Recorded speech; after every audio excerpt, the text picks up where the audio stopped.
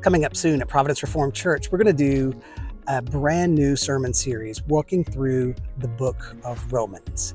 This is a giant undertaking because it's such an important part of the Bible's explanation of the gospel. The book of Romans was written by Paul probably somewhere around AD 55 to 57, sent to the people in Rome while Paul is on his way to Jerusalem.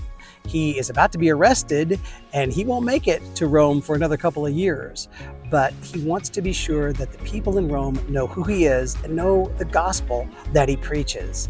And this book is rich with an understanding of the good news of Jesus Christ. Paul writes in this book that every person in the world is guilty of sin, whether they be Gentile or Jew, doesn't matter. We all are guilty before God. But that God has made a way through the life and death and resurrection of Jesus for us to be saved. All of Romans 1 through 8 are telling us that story in great and deep detail.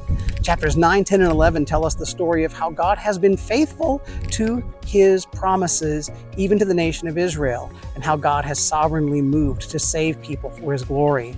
And then once we're past chapter 11, from chapters 12 to 15, Paul talks about the implications of living out life as followers of Jesus. The book then wraps up with Paul's plans. He says, I want to come to Rome. He's actually hoping to raise a little missionary support so that the church in Rome can be his new home base and that he could then take the gospel to Spain, the first time the gospel would go into Western Europe. We don't have any idea if Paul ever made it there or not. But what we do know is he gave us a letter inspired by God that clearly shows the gospel, clearly shows the faithfulness of God, and clearly shows the implications of what it means for Christians to live under the grace of Jesus Christ.